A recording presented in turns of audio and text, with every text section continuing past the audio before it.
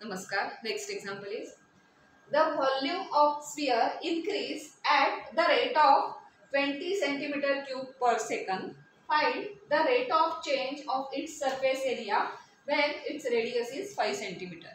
When rate of change असा येतो तेव्हा आपल्याला डेरिव्हेटिव्हचा यूज करावा लागणार आहे. सो इथे आपल्याला डेरिव्हेटिव्ह, कारण रेट ऑफ चेंज म्हणजे डेरिव्हेटिव्ह किंवा त्याला स्लोप ऑफ टँजंट असं आपण म्हणतो. सो रेट ऑफ चेंज म्हणजे वायचा रेट ऑफ चेंज करतो त्या dy बाय dx घेतो. इथे काय काय आले व्हेरिएबल्स, इथे व्हॉल्यूम आलंय आणि सरफेस एरिया आलाय. सो कोणाचं तर स्पियरचं, तर स्पियरचा व्हॉल्यूम आणि स्पियरचा सरफेस एरिया याचा रेट ऑफ चेंज ह्याच्या संदर्भातलं एक्झाम्पल आहे. म्हणजे आपल्याला त्याचं काय काढायला लागतील, dy बाय dx आपल्याला बघावे लागतील. कारण dy बाय dx म्हणजे रेट ऑफ व्हॉल्यूम चेंज होतोय, तो कसा काढणार आपण, त्या व्हॉल्यूमचा म्हणजे व्हीचा dv by dx with respect to x जे काही व्हेरिएबल असेल. सो त्या व्हेरिएबलला with respect to x, with respect to t जे काय असेल तर इथे विथ रिस्पेक्ट टू काय येणार आहे बघूया. रेट ऑफ चेंज, आता व्हॉल्यूमचा म्हणा सरफेस एरियाचा रेट ऑफ चेंज आपण कशात घेणार आहोत, विथ रिस्पेक्ट टू टाइम असणार आहे. इथे दिलेलंच आहे, कशात घ्या, कारण cm³ पर सेकंद म्हटलंय. पर सेकंद म्हणजे याचा अर्थ विथ रिस्पेक्ट टू टाइम, सेकंदच्या संदर्भात विथ रिस्पेक्ट टू टाइम. आणि इथे cm³ फक्त युनिट सगळीकडे सेम आहेत ना. बघा इथे रेडियस 5 सेंटीमीटर असताना व्हॉल्यूमच्या संदर्भात 20 सेंटीमीटर क्यूब म्हटले. मीटर क्यूब असतं तर ह्याचं दोघांचं एक युनिट करून घ्यायला लागलं असतं. सो ह्या सगळ्या गोष्टी तुम्ही पहिल्यांदी बघा जेव्हा एक्झाम्पल समोर येईल. रेट ऑफ चेंज आहे म्हटल्यावर डेरिव्हेटिव्ह असणार आहे, पण जॉमेट्री आली असेल तर त्याची युनिट सेम आहेत ना, म्हणजे मीटर आहे, सेंटीमीटर आहे वगैरे, ते सगळे चेक करून घ्या. त्याच्यानंतर त्याचे फॉर्म्युले लागणार आहेत. आता इथे बघा आहे कॅल्क्युलस पण लागणार आहे, जॉमेट्रीचे फॉर्म्युले. सो मॅथ्समध्ये असं कधीही होऊ शकतं. मॅथ्समध्ये अल्जेब्रा जॉमेट्री कॅल्क्युलसचा कन्सेप्ट, कधी कॅल्क्युलसमध्ये जॉमेट्री, असं कुठलाही कन्सेप्ट कुठेही तुम्हाला लागू शकतो.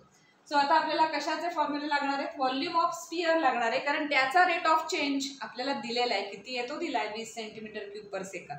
त्याचं यूज करायचं आहे आणि काढायचं काय, rate of change of surface area, त्या स्पियरचा सरफेस एरिया म्हणजे सरफेस एरियाचा पण फॉर्म्युला लागेल. मग त्याचं dy बाय dx काढलं की आन्सर येईल. या टाईपची एक्झाम्पल्स तशी सोपी आहेत. एखाद्याचा रेट ऑफ चेंज दिलेला असतो आणि विथ रिस्पेक्ट टू दॅट कुठल्या तरी दुसऱ्या एखाद्याचा काढायचा असतो आणि जसं पॉईंट द्यायला लागतो नॉर्मल आणि यांची इक्वेशन्स काढण्यासाठी, तसं इथे रेडियस म्हणा किंवा काय जे लेंथ असेल तर साईड ट्रायंगल किंवा रेक्टँगल असेल तर साईडची लेंथ वगैरे असं काहीतरी द्यावं लागतं. सो इथे रेडियस इथे दिलेली आहे, काय रेडियसने रेट ऑफ चेंज कॅल्क्युलेट करायचं. सो पहिल्यांदा आपण व्हॉल्यूम ऑफ स्पियर काय असतो तो लिहूया.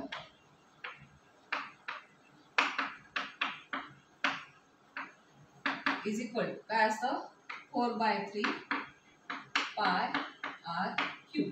आता इथे r काय आहे, r दिली आहे, r is equal to 5 centimetre.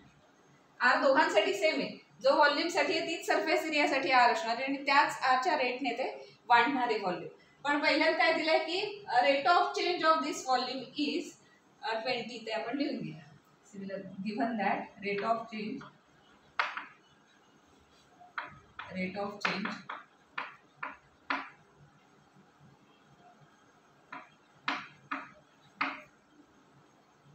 of volume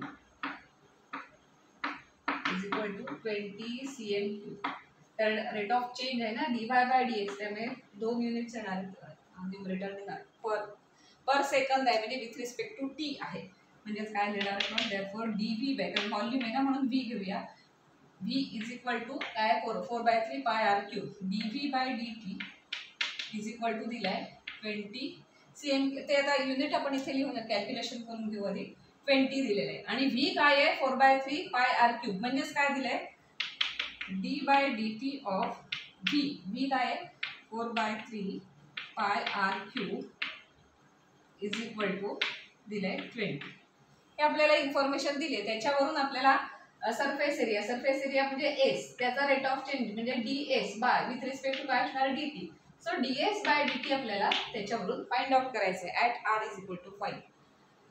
आता याचा आपण आधी डेरिव्हेटिव्ह काढून घेऊया आणि मग ते इक्वेट करून काय आपल्याला मिळते ते इक्वेशन वगैरे एखादं मिळेल ते आपण इक्वेशन काढून घेऊ. मग त्याचा यूज करून ds बाय dt काढता येईल.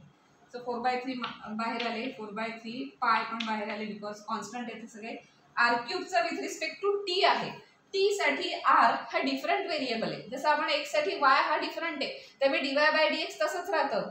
सगळं डेरिव्हेटिव्ह काढतो आपण एक्स सारखं, पण डीवाय बाय डीएक्स हे तसंच राहतं. तसंच टी साठी आर हा वेगळा व्हेरिएबल आहे, त्यामुळे येताना त्याचं 3r² असं डेरिव्हेटिव्ह येईल, पण हा टी असा असल्यामुळे वेगळा असल्यामुळे dr बाय dt आणि चेन रूल प्रमाणे dr बाय dt मात्र तसंच राहील. इज इक्वल टू काय दिलेलं आहे 20 दिलेलं आहे.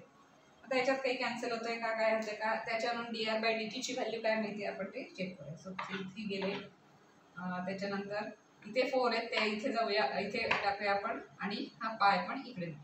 सो dr बाय dt काय माहिती dr by dt is equal आता 4 पाय इकडे नेऊया आणि इथे r² आहे ते पण तिकडे न्यायला लागतील, म्हणजे 20/4 पाय r² म्हणजे 5 इज इक्वल टू 5/पाय r².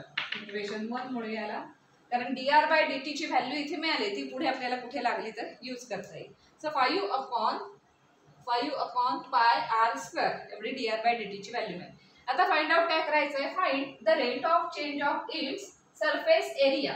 आधी सरफेस एरिया म्हणजे काय, त्याचा फॉर्म्युला म्हणजे काय ते आपल्याला लिहावं लागेल, मग त्याचा रेट ऑफ चेंज ते ds बाय dt आपल्याला बघावं लागेल. तो काढायचा आहे, तो काढण्यासाठी r ची पर्टिक्युलर व्हॅल्यू 5 सेंटीमीटर घ्या असं सांगितले, ती सबस्टिट्यूट करायची, मग त्याच्यानंतर आपल्याला ते रिअल नंबर मध्ये ते आन्सर मिळेल.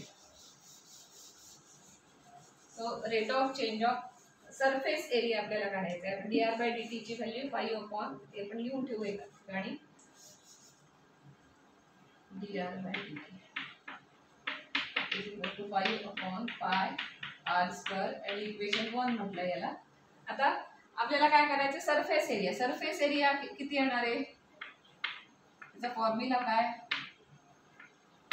सरफेस एरिया फॉर स्फियर आहे ना, त्यामुळे त्याचा फॉर्म्युला असा आहे 4πr². आता त्याचा ds बाय dt काढायचा, म्हणजे 4πr² चा ds बाय dt काढायचा आहे. Therefore rate of change of surface area is equal to काय असणार, ds by dt is equal to याचा आता ds बाय dt काढायचं, d by dt of 4πr². त्यापैकी 4π कॉन्स्टंट आहेत ते बाहेर आले, r² चा विथ रिस्पेक्ट टू टी आहे, पुन्हा इथे टी आहे आणि इथे r आहे, त्यामुळे आधी तर डेरिव्हेटिव्ह येईल पण dr बाय dt तसंच राहील. So 2r dr by dt. आणि आपल्याला काय म्हटलंय, ds बाय dt ची व्हॅल्यू काढा. ds बाय dt ची व्हॅल्यू काय आली 8πr dr बाय dt. पण अजूनही ही व्हॅल्यू कशी आहे, dr बाय dt वगैरे प्रेझेंट दिसतंय त्याच्यात, तर इक्वेशन 1 वरून dr बाय dt ची व्हॅल्यू आपण इथे सबस्टिट्यूट करूया, म्हणजे काही रिअल नंबर मध्ये ds बाय dt जे आपल्याला फाइंड आउट करायचं आहे ते आपल्याला मिळेल.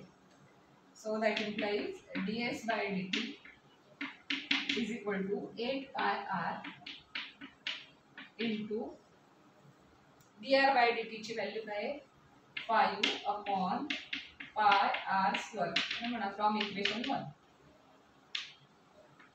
इक्वेशन 1 वरून ती व्हॅल्यू आपण सबस्टिट्यूट केली.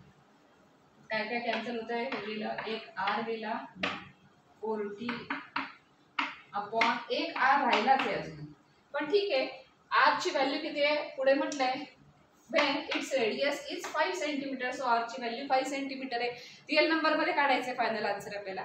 सो आपण इथे r ची व्हॅल्यू घालूया, since r is 5 cm that implies ds by dt is equal to 40/5 is equal to r.